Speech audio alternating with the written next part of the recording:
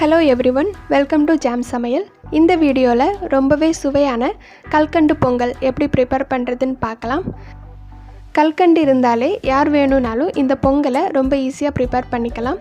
இந்த கல்கண்டு பொங்கல் prepare பண்றதுக்கு தேவையான பொருட்கள்: பச்சரிசியை 2 மணி நேரம் ஊற வச்சு எடுத்துக்கணும்.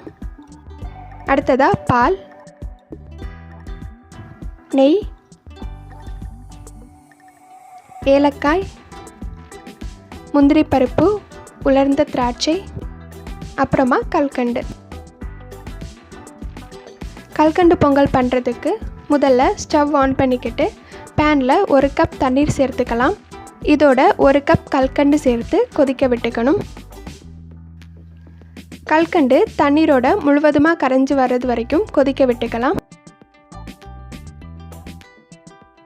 இப்போது கல்கண்டு தண்ணீரோட முழுவதுமாக கரைஞ்சி வந்திருக்கு.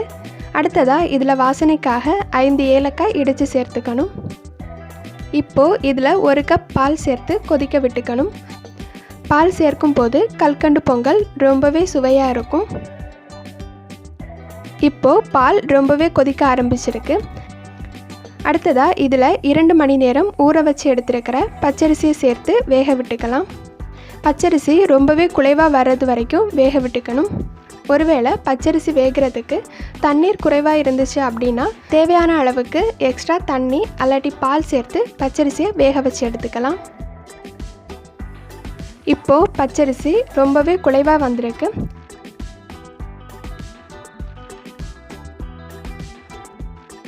கடைசியாக இதில் 1 டேபிள் ஸ்பூன் நெய் சேர்த்து கலந்து விட்டுக்கலாம்.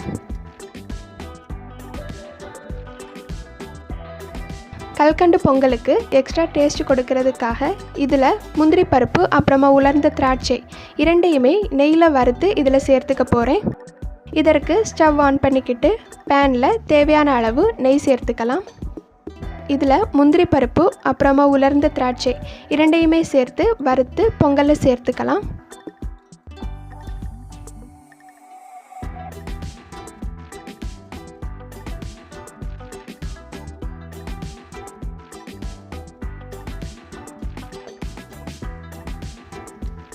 அவ்வளவுதான். இப்போது எல்லாத்தையுமே கலந்து விட்டுக்கலாம்.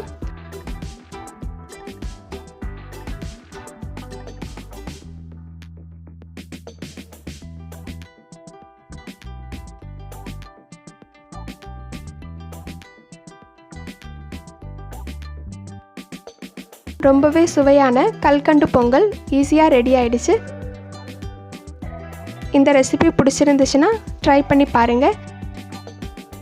இந்த வீடியோ பிடிச்சிருந்துச்சுன்னா லைக் பண்ணுங்கள், ஷேர் பண்ணுங்கள் அண்ட் இந்த சேனலை சப்ஸ்கிரைப் பண்ணுங்கள். தேங்க்ஸ் ஃபார் வாட்சிங்.